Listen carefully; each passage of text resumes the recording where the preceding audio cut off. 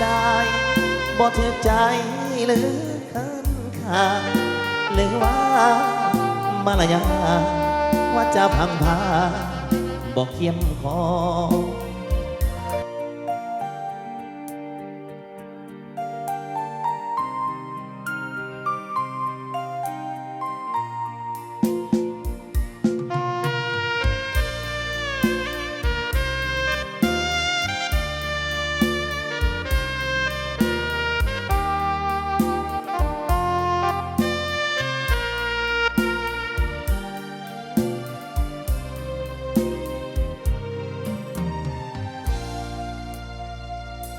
ทุกท่านที่มางานวิวาของเราวันนี้ ขอต้อนรับด้วยความยินดีสุภาพสตรีบุรุษทั้งหลายมาอวยพรใส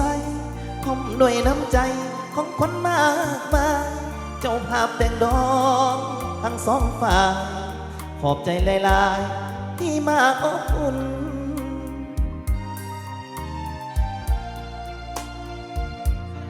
วันนี้พี่น้องเจ้าภาพทั้งสองขอเชิญทุกท่านเชิญรับประทานอาหารหรือห่วมสำราญเป็นเกียรติพวกเขาอาหารเต็มพาของแก้มสุราเครื่องดื่มเบียร์เหล้าพวกเขาจัดหาเพื่อพวกเจ้าเชิญเลือกเอาทานตามสบายหากมีสิ่งใดบ่ถือใจหรือเกินกาหรือว่ามารยาว่าจะพังพาบ่เขี้ยมคอ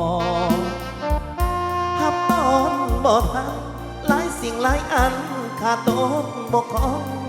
พวกเขาเจ้าพาทั้งสองขอให้พี่น้องจงได้อภัย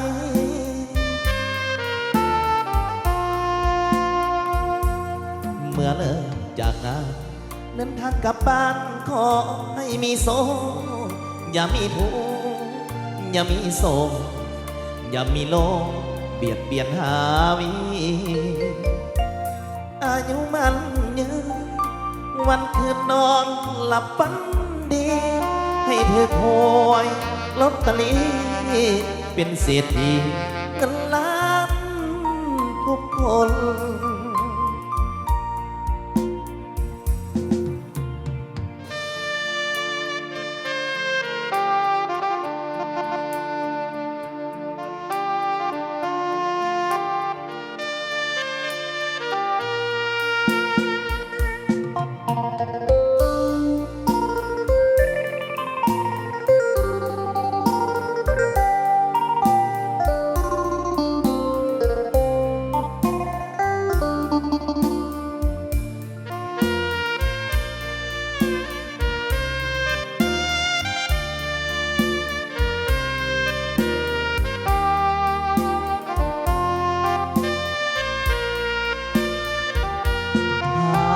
สิ่งใดบ่ถือใจหรือเคินข้างหรือว่ามารยาว่าจะพังพาบอกเขี้ยมคอหับตอนบ่ทัน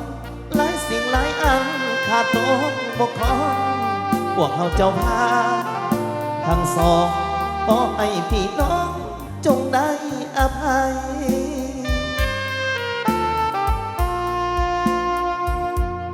เมื่อเลิกจากงานเดินทางกลับบ้านขอให้มีโศกอย่ามีทุกข์อย่ามีโศกอย่ามีโลกเบียดเบียนหาวิอายุมันยืนวันคืนนอนหลับฝันดีให้เธอคอยลอตเตอรี่เป็นเศรษฐีเงินล้านทุกคน